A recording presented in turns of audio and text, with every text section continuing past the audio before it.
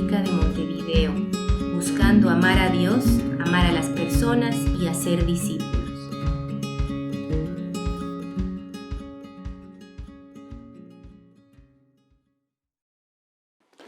Muy buenos días a todos. Es lindo poder verlos un domingo más. Y si tienen en sus Biblias, les quiero invitar a que puedan abrirlas en Efesios 6. Hoy vamos a continuar la serie que estamos haciendo en este libro y hoy vamos a mirar específicamente la tercera pieza de la armadura de Dios que debemos ponernos para poder resistir los ataques del enemigo y poder estar firmes en la batalla espiritual en la que nos encontramos. Entonces, Efesios 6, y voy a leer a partir del versículo 10. Dice así: Por lo demás, hermanos míos, fortaleceos en el Señor y en el poder de su fuerza, vestidos de toda la armadura de Dios para que podáis estar firmes contra las acechanzas del diablo, porque no tenemos lucha contra sangre y carne, sino contra principados, contra potestades, contra los gobernadores de las tinieblas de este siglo, contra huestes espirituales de maldad en las regiones celestes. Por tanto, tomad toda la armadura de Dios para que podáis resistir en el día malo y habiendo acabado todo, estar firmes.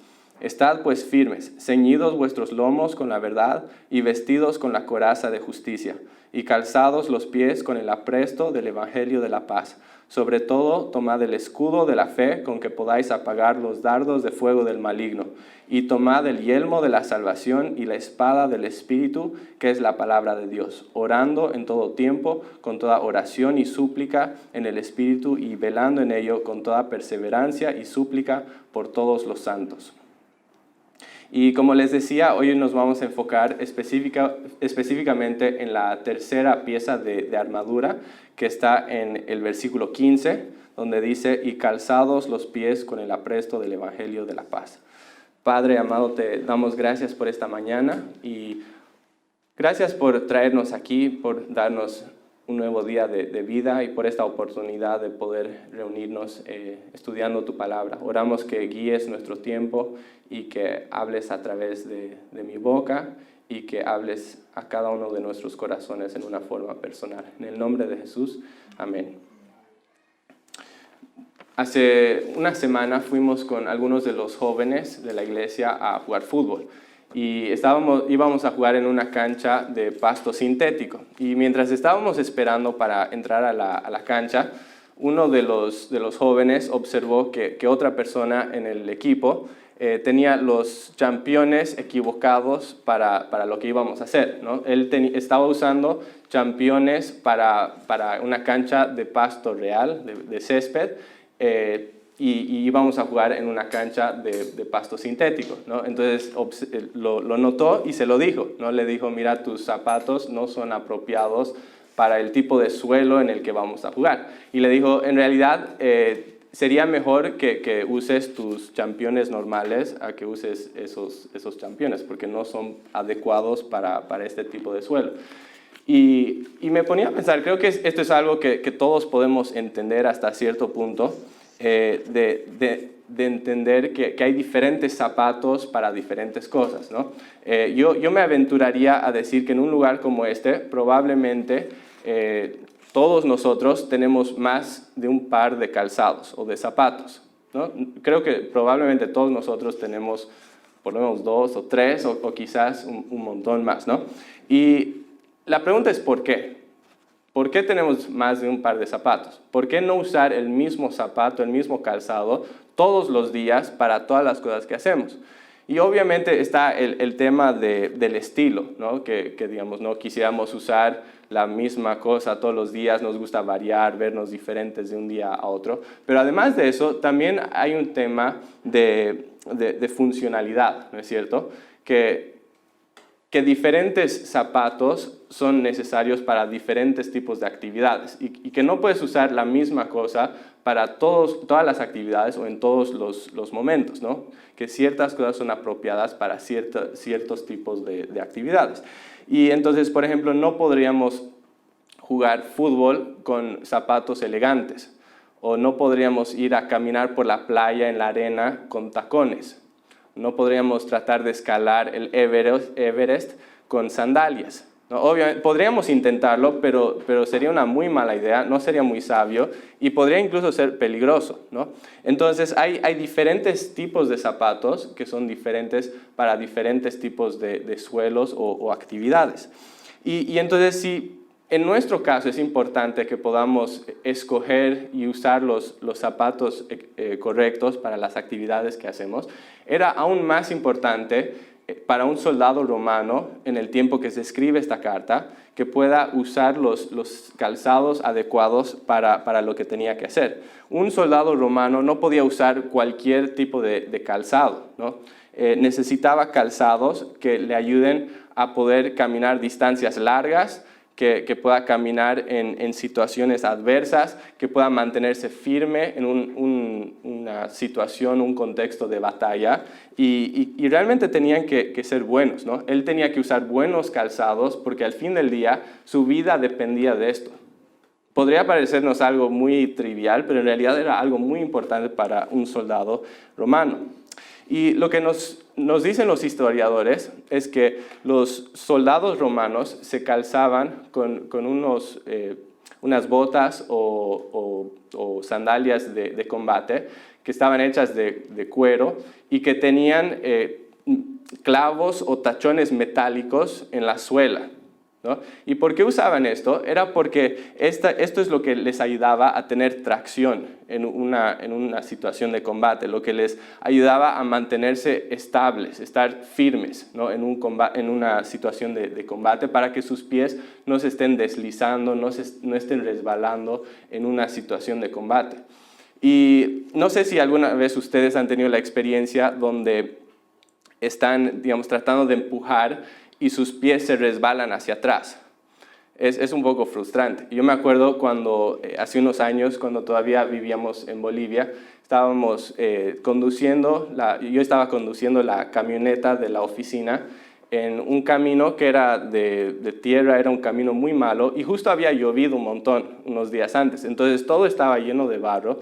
Y en una de esas entré en un lugar y nos metimos en un como pozo de barro y no podía ir hacia adelante, no podía ir hacia atrás. Era una camioneta de doble tracción, pero no importaba qué hacía, no había forma de salir de esta situación. Entonces todas las personas que estaban en la camioneta se bajaron para ayudar a empujar. Pero la verdad es que ellos hacían todo su esfuerzo y era un esfuerzo completamente inútil. Porque ¿qué pasaba? Ellos estaban empujando con todas sus fuerzas y había tanto barro y era tan resbaloso que sus zapatos simplemente se resbalaban hacia atrás. En una situación como esa, hubiera sido muy útil tener estas botas de un soldado romano. Porque ¿qué eran estas botas? Tenían, como les decía, estos clavos metálicos que se incrustaban en el suelo y que te daban tracción. Entonces no importaba si el suelo era muy malo, podía empujar, el pie quedaba firme, ¿no? Y eso es justamente lo que hacía que estas botas sean tan útiles y tan importantes en una situación de combate, porque era lo que permitía que un soldado se mantenga firme, que no se caiga al suelo mientras está peleando, que no resbale, que no ceda terreno, que cuando un enemigo le está empujando, no le empuje hacia atrás, que pueda mantenerse en su lugar. Y al mismo tiempo era lo que permitía que este soldado pueda marchar hacia adelante y llegar a tierras enemigas, conquistar tierras enemigas sin estorbo, ¿no? Y entonces eran esenciales para un soldado. Ahora, pensando en la batalla espiritual en la que nos encontramos, Pablo estaba reflexionando sobre esto y nos dice a todos nosotros que al igual que este soldado que se ponía estos calzados que le ayudaban a cumplir sus tareas militares, que nosotros los cristianos también deberíamos alistarnos para la batalla. ¿Y cómo? Debemos prepararnos para la batalla calzándonos los pies con el apresto del Evangelio de la paz. Ahora, la pregunta es, ¿qué significa eso para nosotros? ¿Cuál sería la implicación de esto? Y para resumir, podríamos decir que el calzado militar cumplía dos funciones principales. Uno era el de dar estabilidad a un soldado. Uno era dar estabilidad y el segundo era ayudarle a movilizarse, ¿no? Que tenga movilidad. Esas son básicamente las dos funciones de un calzado. Entonces, pensando en nuestras vidas y en la batalla en la que estamos, pienso que también podemos aplicar esas dos implicaciones para nuestras propias vidas. ¿Okay? Entonces, pensemos en esto. Primeramente, en la estabilidad personal. Puesto que estos zapatos eran lo que ayudaban al soldado a mantenerse firme contra el ataque de un enemigo, podemos ver este versículo como un llamado a resistir los ataques del enemigo, manteniendo nuestras vidas firmemente ancladas en el Evangelio. Eso es lo primero. Tim Keller, que es un pastor muy conocido en Nueva York, algunas veces ha escrito que el Evangelio no es simplemente el ABC de la vida cristiana, sino que es el de la A a la Z. Muy importante, ¿no? Básicamente está diciendo que el Evangelio es la base de todo, ¿no? El Evangelio no es simplemente esa verdad que necesitas al principio para empezar la vida cristiana, sino que es lo que necesitas todos los días de tu vida. Es básicamente lo que sostiene tu vida cristiana. Es lo que te ayuda a madurar en tu fe. Entonces necesitamos el Evangelio, ¿no? Y puesto que el Evangelio es algo tan importante, puesto que el Evangelio es algo tan esencial, es que el enemigo siempre va a buscar atacar el Evangelio, ¿no? Va a tratar de hacer que nosotros quitemos la mirada del Evangelio, que nosotros empecemos a poner los ojos en nosotros mismos o que lo pongamos en alguna otra cosa. Y nosotros necesitamos resistir esto manteniendo nuestras vidas firmemente ancladas en el Evangelio. Entonces, esa es la primera implicación de esto para nuestras vidas, ¿no? de la estabilidad personal. Pero hay una segunda implicación y en realidad el versículo hace un poco más de énfasis en esta segunda implicación que en la primera. La segunda implicación es la de la movilidad misional. ¿Okay? La de la movilidad misional. Y como dijimos hace un momento, el calzado no solo era algo que ayudaba al soldado a resistir ataques, sino que también era algo que le ayudaba y le permitía marchar hacia adelante y ganar territorios enemigos, ¿no? Era algo que era muy importante. Si nos ponemos a pensar, el soldado, el objetivo, la misión de un soldado, no es simplemente no morir. ¿No es cierto? Eso no es el propósito de un soldado. El soldado tiene una misión. Siempre que sale a la batalla, tiene una misión. Y su tarea es seguir avanzando, seguir marchando hasta cumplir esa misión. Y los calzados son lo que le permiten hacer eso. Y es lo mismo en la batalla espiritual.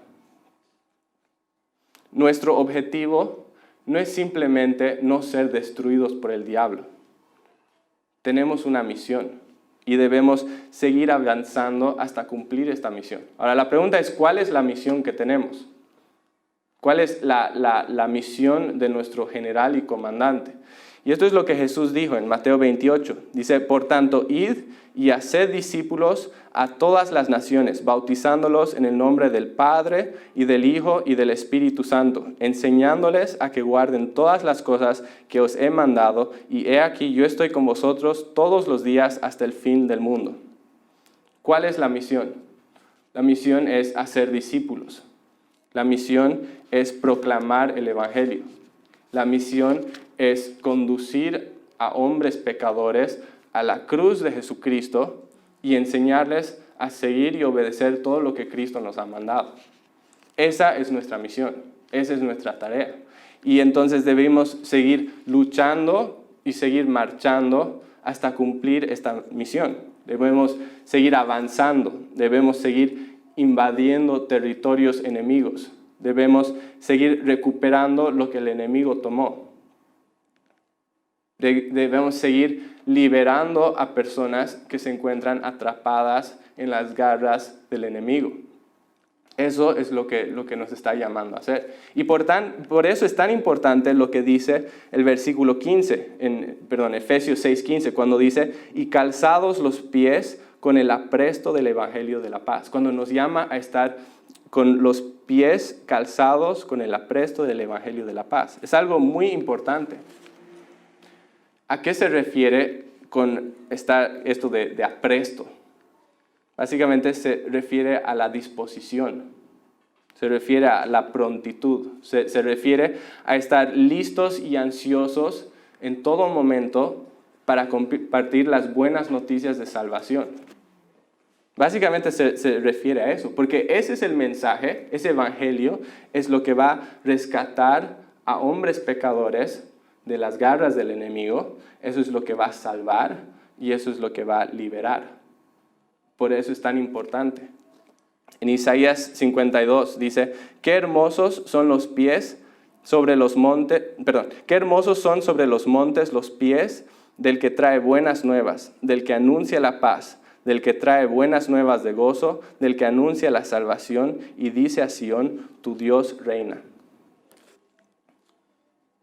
Y fíjense en Efesios 6:15, cómo describe ese mensaje que debemos compartir con las personas. Lo llama el Evangelio de la Paz. El Evangelio de la Paz. ¿Por qué es el Evangelio de la Paz? Es Evangelio porque Evangelio significa buenas noticias. Y estas son las mejores noticias que jamás se hayan escuchado en todo el universo. Pero es un Evangelio, una buena noticia de paz, porque la paz es lo contrario a la guerra. Y en otro tiempo nosotros estábamos en guerra contra Dios por nuestro pecado. Pero lo que es tan increíble de este mensaje es que Dios, que es rico en misericordia, por su gran amor con que nos amó, hizo algo. ¿Qué hizo? Envió a su Hijo Jesucristo a una cruz a pagar la deuda que nosotros teníamos por nuestro pecado. Y gracias a ese sacrificio, que no podemos ni siquiera poner en palabras porque es tan inmenso y tan increíble, maravilloso, gracias a ese sacrificio es posible que nosotros ahora seamos reconciliados con Dios.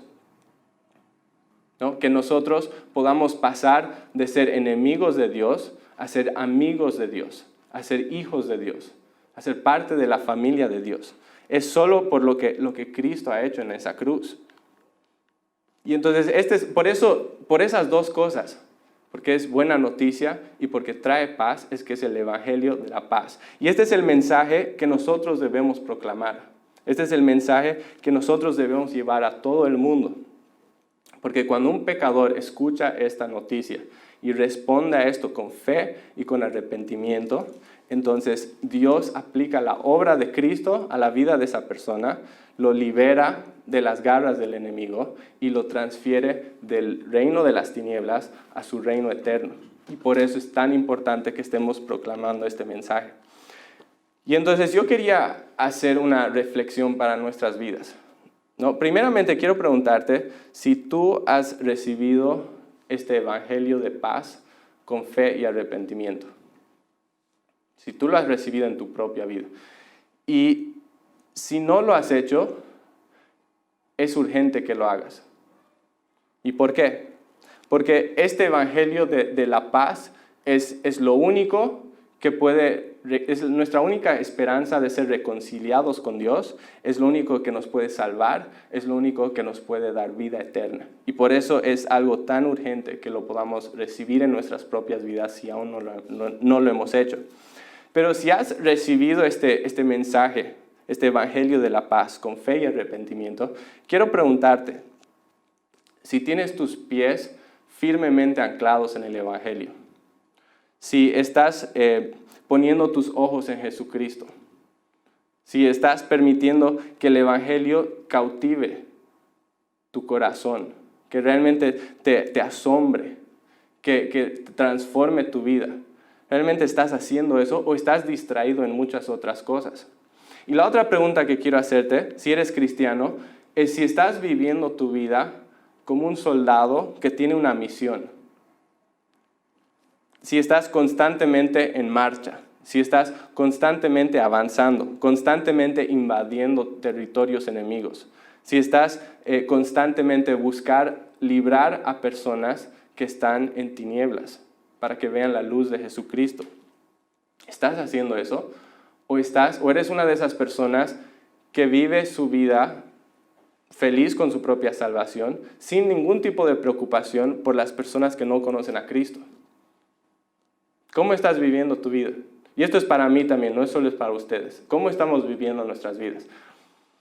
Y quiero que imaginen una situación. Quiero que imaginen que ustedes están en la playa. Un día lindo, el sol está brillando, están tomando su mate, están disfrutando el momento. Y de repente miran a un lado y ven que hay un niño que se está ahogando. Y nadie más lo ve. Ustedes lo ven. Tienen la posibilidad de hacer algo para ayudar a este niño. ¿Ok? Yo quiero preguntarte, ¿qué harías en esa situación? ¿Qué harías? ¿Podrías simplemente ignorarlo? ¿Podrías simplemente con una buena conciencia decir, bueno, voy a dejar a ese niño y voy a seguir disfrutando mi día? Creo que no. Creo que nadie de nosotros haríamos eso. Y si lo hiciéramos, seríamos unas personas muy horribles, ¿no? Pero yo me pregunto, ¿cuántas veces estamos haciendo eso? ¿No? ¿Cuántas veces estamos contentos con nuestra propia salvación? Las personas a nuestro alrededor están muriendo, están pasando a la eternidad sin Cristo, se están perdiendo por siempre, y nosotros estamos contentos en nuestra salvación y no nos importa ni siquiera advertirles. ¿Qué dice eso de nosotros? Creo que es algo para pensar. Nuestra disposición de hablar a las personas acerca de Cristo refleja nuestro amor, tanto por Dios como por las otras personas. Hay un libro que se llama Evangelismo Honesto de Rico Tice, y en este libro él cuenta una experiencia que tuvo cuando estaba en la facultad o la universidad. Él jugaba en un equipo de rugby. Y en una de esas oportunidades, él le dio a uno de sus amigos un cassette que tenía una prédica que él había compartido en otro lugar. Y la prédica era sobre Juan 1:29, «He aquí el Cordero de Dios que quita el pecado del mundo». Y entonces en esta prédica había una frase que decía, básicamente él decía muy francamente, o pagas por tu propio pecado en el infierno, o dejas que el Cordero pague por eso en la cruz. Esa era la frase, ¿no? Y entonces este mensaje impactó mucho a su amigo, que se llamaba Eduardo. Y Eduardo fue y lo compartió con sus amigos, digamos, sus compañeros de cuarto, que vivían todos juntos, y que también eran parte del equipo de rugby. Cuando estaban escuchando este mensaje, uno de los amigos, que se llamaba David, se enojó mucho. ¿Y por qué? Porque dijo, si esto es lo que Rico Tice, el que había hecho la prédica, si esto es lo que Rico Tice cree, y él han pasado meses y meses que lo hemos conocido, y nunca me ha dicho esto, eso significa que Rico Tice no es mi amigo de verdad, ¿no? Porque ¿cómo podría creer esto y nunca decirme? ¿Cómo podría pasar tanto tiempo sin que él diga nada? Y entonces él se molestó mucho, y el amigo Eduardo, el amigo Eduardo tuvo que llamar a Rico Tice y decir, mira, tienes que venir a hablar con David porque está muy molesto de que pasaron todo este tiempo que se conocen y que ni una vez le hablaste de este mensaje. Y tenía razón, ¿no? Que si yo realmente amo a una persona, necesito advertirla. Si realmente creo lo que la Biblia dice y realmente amo a esa persona, necesito advertir a esa persona, ¿no? Necesito advertirle del infierno. Necesito apuntarle a Cristo para que pueda encontrar salvación. Necesito invitarle a que pueda tener una relación personal con Cristo y que pueda pasar la eternidad con Cristo, ¿no? Si realmente creo estas cosas, si amamos a las personas, vamos a hablar de estas cosas.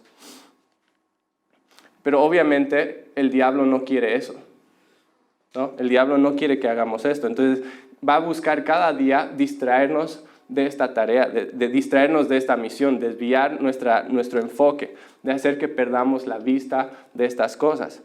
Y esto es algo que nosotros debemos resistir, ¿no? Debemos resistir la tendencia que tenemos todos a perder el enfoque. Porque si dejamos que nuestras vidas pierdan el enfoque, nos volvemos soldados inútiles, que simplemente están pensando en su propia autoprotección y que no están pensando en cumplir la misión que les dio su general.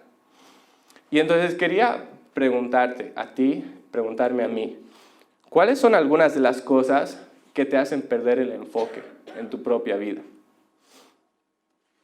¿Cuáles son algunas cosas que te hacen perder este apresto, que te hacen perder esta disposición de compartir el Evangelio? Tal vez algunos de nosotros, lo que nos impide hacer esto es porque tenemos temor de no saber qué decir, ¿no? Decimos, bueno, yo recién soy cristiano, yo no sé muchas cosas, yo necesito pasar más tiempo conociendo y recién cuando sea cristiano de mucho tiempo, tal vez ahí puedo decir algo.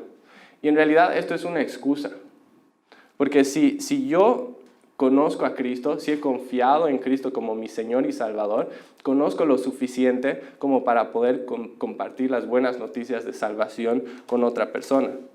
Y si realmente no sabes qué decir, te doy un bosquejo muy fácil que puedes usar, ¿ok? 3 cosas que tienes que decir. 1, que hay un problema. El problema es nuestro pecado, que nos separa de Dios. 2, hay una solución, que es Cristo. Su muerte en la cruz por nuestro pecado y su resurrección. Y 3, hay una respuesta necesaria para que lo que Cristo hizo se aplique a nuestras vidas. Es la fe y el arrepentimiento. Eso es lo único que necesitan compartir.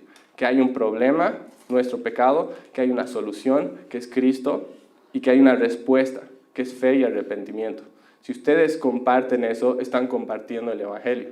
Pero aún en el caso, si realmente dijeran, no soy bueno hablando, aun si eso fuera verdad, cada uno de nosotros puede invitar a alguien a la iglesia, cualquiera de nosotros puede orar por otra persona, cualquiera de nosotros puede enviarle una prédica a un amigo donde se explica bien el Evangelio, cualquiera de nosotros puede regalar una Biblia. Entonces realmente no es una excusa válida decir que no sé qué decir. Y tal vez en tu caso, lo que te detiene en esto no es el temor de no saber qué decir, sino tal vez es el temor de cómo las personas podrían reaccionar. O quizás simplemente es el adormecimiento espiritual. A veces pasa eso, que estamos tan distraídos en nuestras rutinas diarias que perdemos todo esto de vista. Perdemos de vista que las personas están perdidas, perdemos de vista que las implicaciones son eternas y perdemos de vista que hay una urgencia de compartir el Evangelio. Y no estamos pensando en esto y no lo tenemos consciente. Y tal vez hay otras excusas más que esas. Pero la verdad es que ya sea que lo que te detiene es temor de no saber qué decir, o si es temor de lo que la gente podría pensar, o si es adormecimiento espiritual, o si es cualquier cosa, en realidad estas excusas revelan un problema más serio en nuestras vidas. Y es la idolatría. Es la idolatría. Que estoy amando otra cosa más que a Dios.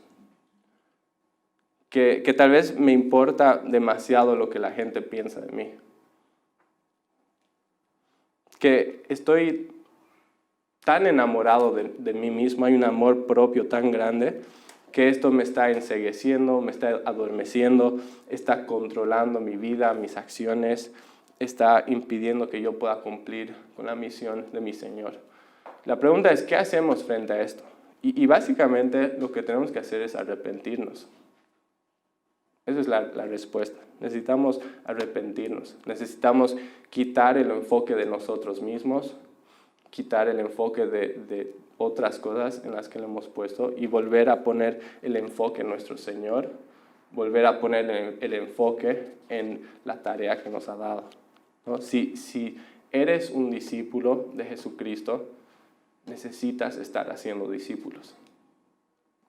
Un discípulo de Cristo es alguien que hace discípulos.